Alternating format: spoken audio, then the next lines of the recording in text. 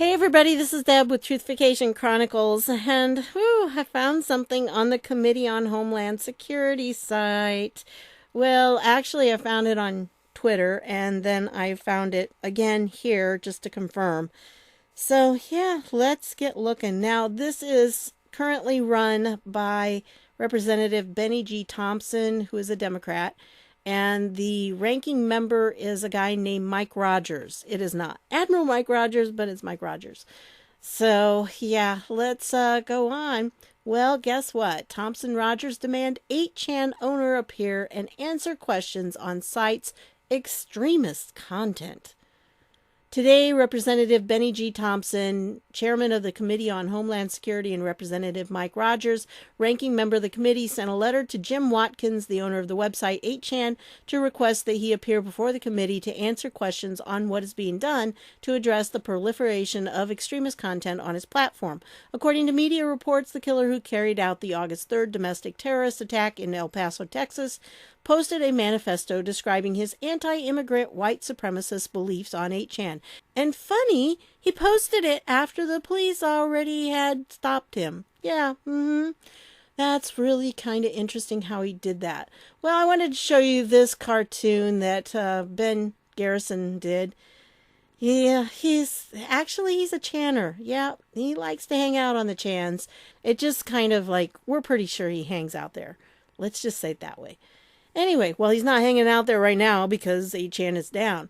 But for those who don't know, Cloudflare pretty much just cut off 8chan. And this is the symbol for 8chan is like this infinity type thing here.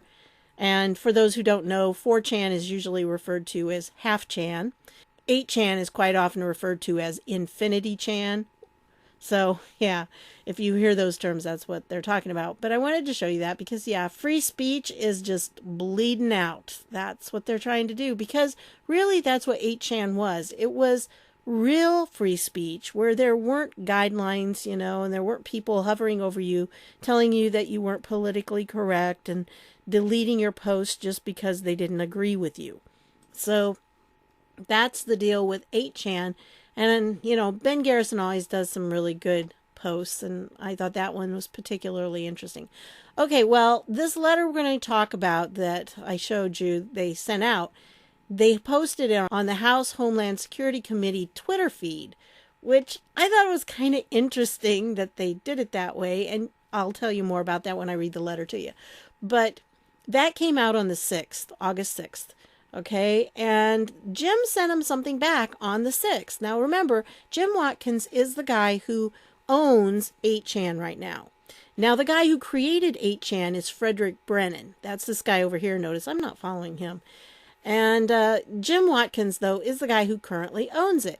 And so he sent them this message, this email, and it says, "Dear sirs, I'm on my way back to America as we speak. Today I will be at my son's school preparing him for the first day of school.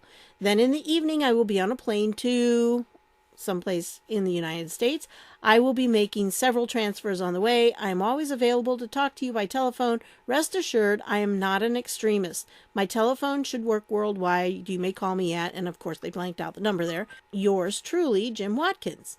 Okay, so he sent it like right back, and for some reason it was identified as spam.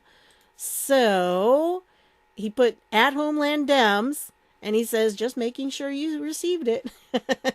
So he wanted to make sure. And I do want to mention this while we're here. ZeroNet was not made by the 8chan team. CodeMonkey says, "I have no idea who set that up, so be very careful." Then, of course, we now have this Oslo shooter. And what are they doing? They're blaming 8chan. They said he posted on 8chan. Well, how could the Oslo shooter post it on 8chan if 8chan's been offline for close to a week? You are fake news. Yep, that is true. And the New York Times came out and said, and they call themselves the newspaper of record. Yeah. And they said about 2 hours before the attack, a post appeared on 8chan, the message board that had posted the anti-immigrant manifesto of the man accused of the El Paso shooting. Yeah, right. Appeared on 8chan. Well, finally, the New York Times did remove the mention of 8chan, and they call it an editing error. Yeah. And even before they posted this correction, Jim did a video. Now, this is the video right here. I'm going to put a link to that so you can watch it. It's 8 minutes long. And, he just basically says, I'm really sorry for what happened in Oslo, but you can't blame 8chan. 8chan has been offline for the past week. So you're not going to blame us for it. We didn't do anything wrong. They haven't done anything wrong. So I think he's in the States right now so he can contact a lawyer and discuss that with him. His intention, according to this video, his intention is to go and testify in front of the House Homeland Security Committee. So that should be interesting. I don't know. Pray for him because, wow, they're not going to be nice. I just don't think they will be. So anyway, let's read the letter that they sent him. Here it is. And like I said, it was August 6th. But look at this. Delivered via mail, email, and Twitter. Since when is Twitter an appropriate way of giving someone a legal document, like this? It's not technically a legal document, I guess, but it has some power to it. Since when does our government send government documents through Twitter to people? Yeah. Oh, I just thought that was so weird. And that's why Jim said what he did back here, on his letter. Because it was like, it just wanted to make sure you received it. So, yeah, good for him. Anyway, as the chairman and ranking member of the Committee on Homeland Security, we write in the wake of the August 3rd, 2019 terrorist attack in El Paso, Texas. This attack resulted in the needless deaths of 22 people and the senseless wounding of 24 others. According to media reports, the killer wrote a manifesto describing his anti-immigrant, white supremacist beliefs and appears to have posted it to your website 8chan minutes prior to the shooting. Oh, really? Yeah, and what was your source? Look at this, number 1, footnote number 1. Oh, look, their source is the New York Times. Gee, because we know that's not right, okay? If you watch my other video, you know that it was first posted on Instagram. Then the shooting occurred. Then afterwards, someone found it on Instagram and uploaded a copy of it to 8chan so other people could see what it was, kind of like for research purposes, so others could witness what had sparked all this, supposedly. Just in case the media tried to pull the wool over our eyes on what it actually said. Anyway, regrettably, this is at least the third act of white supremacist extremist violence linked to your website this year. In April, the killer who murdered one Jewish worshiper and wounded 3 others at a synagogue in Poway, California, appears to have posted an anti-Semitic and racist open letter on 8chan shortly before carrying out the mass shooting. In March, the killer who murdered 51 Muslim worshippers and wounded 49 more at 2 mosques in Christchurch, New Zealand, appears to have posted on 8chan a 74-page manifesto outlining his racist, white supremacist, anti-immigrant beliefs, as well as a link to a Facebook live stream of the massacre. Oh, gee, a Facebook live stream of the massacre. Now tell me, okay, is this just me? I mean, posting a 74-page manifesto and then equate that with posting a link to a live stream of the massacre. I don't see that those are equal. Okay, if you got a 74-page manifesto that you posted on 8chan, chances are nobody's going to read it, okay? They don't like reading the big, long things anyway. And if it's not something that you know what it is, I never downloaded it or opened it up because, if you don't know what's in that file, who knows what it could be. It could be really bad stuff. So, I just didn't do that. And yeah, there were some bad things on 8chan, but I will tell you that on the Q Research Board, the only bad stuff came from the shills because the Anons didn't go for that stuff. So, and we made it known that we didn't go for it. On August 5th, 2019, your network service provider, Cloudflare, called 8chan a cesspool of hate before suspending service. Frederick Brennan, 8chan's founder, called the site a complete negative to everybody except the users that are there and called for 8chan to be shut down because he's no longer making money off of it. Oh, experts have described 8chan as a platform for amplifying extremist views, leading to the radicalization of its users. Now, you've seen all these different little footnotes. Well, let's look at the footnotes. Oh, goodness. Let's see. We have the New York Times, the Washington Examiner. We have Associated Press. We have Cloudflare blog, which I already went over with you guys. New York Times. Are we seeing some kind of pattern here? Gee, really, what kind of actual evidence do they have? Nothing. All they have are a bunch of media people spouting this stuff.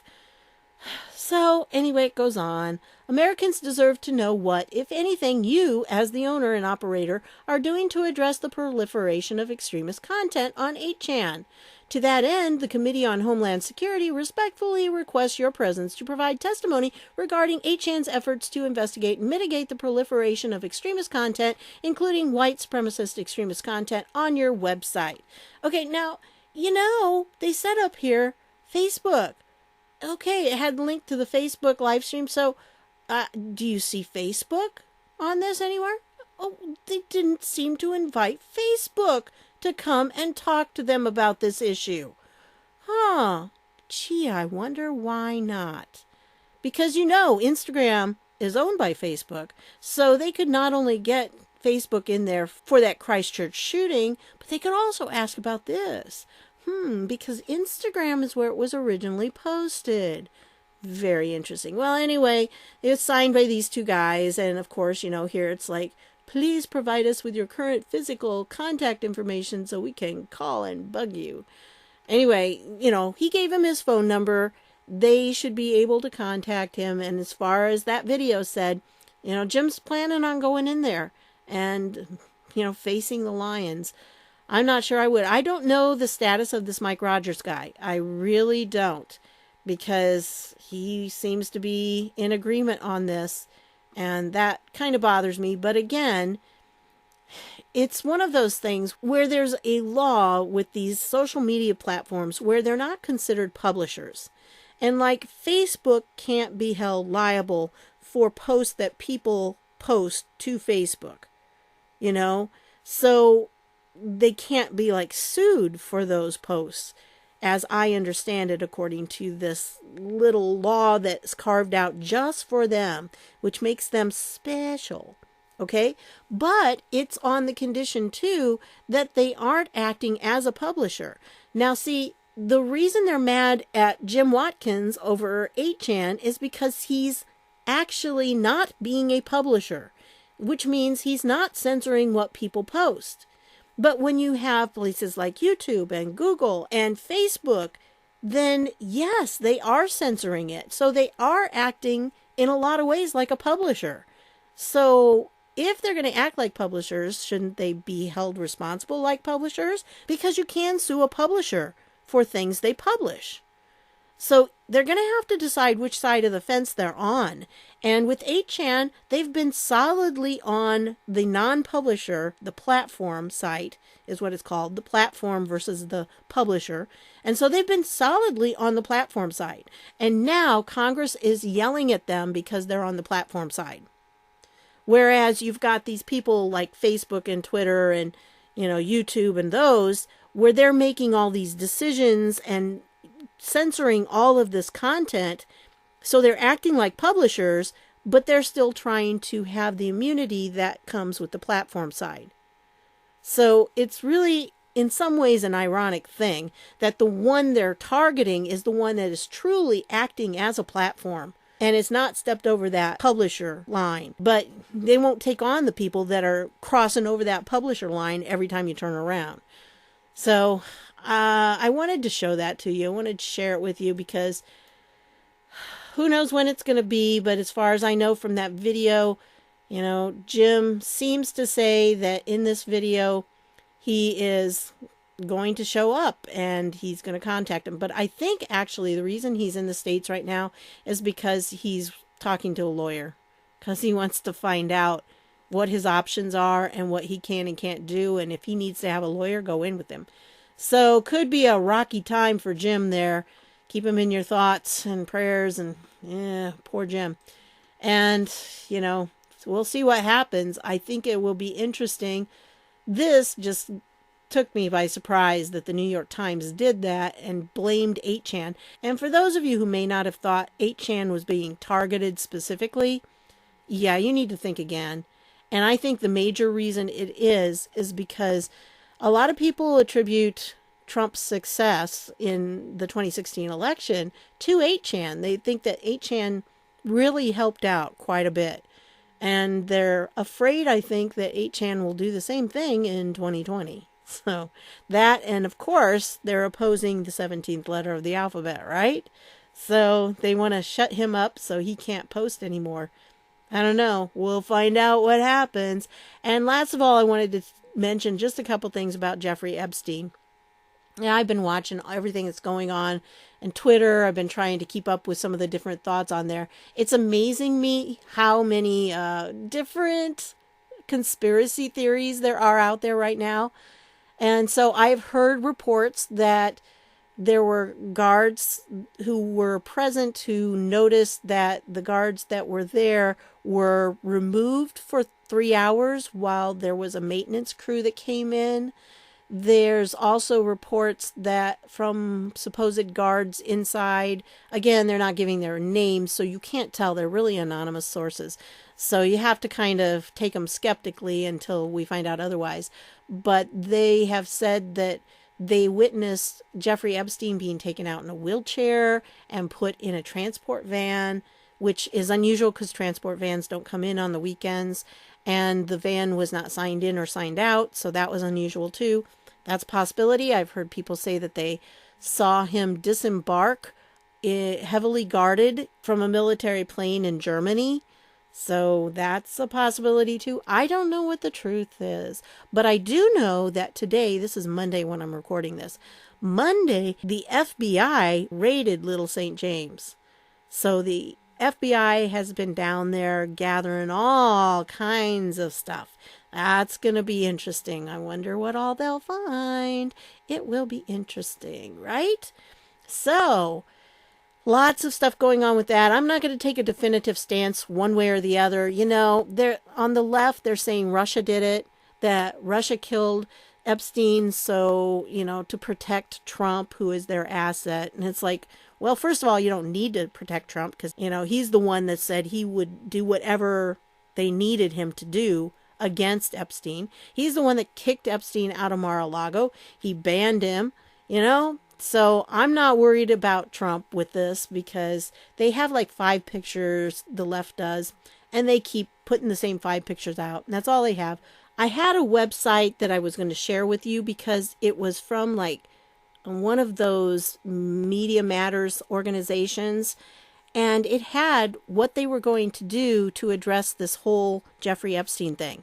And a lot of it was that they were supposed to help the Trump body count trend, and they were supposed to help this whole Russia idea, talk about that. I can't believe I didn't save it, and I don't know where it's at, but, well, I had, so many tabs open, and then, it crashed, and I didn't get them all saved. So, yeah, that was one of them I didn't get saved, which I really wanted to save. But anyway, it was, I don't know which one it was. I should go looking on their site and see if I can find it again. If I do, I'll let you know. But yeah, so it's been a targeted attack towards Trump, trying to say that Trump killed Epstein, Barr killed Epstein. That's one that's out there where they said that Barr visited him secretly and took him out. So it's just crazy. A lot of stuff going on. I'm not going to say one way or the other because I don't think I have enough information either way to say whether he's in witness protection or he's not and he's actually dead.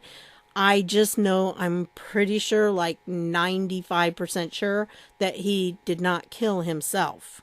Okay, probably even higher than that, but I'm going to give it 95% at this point.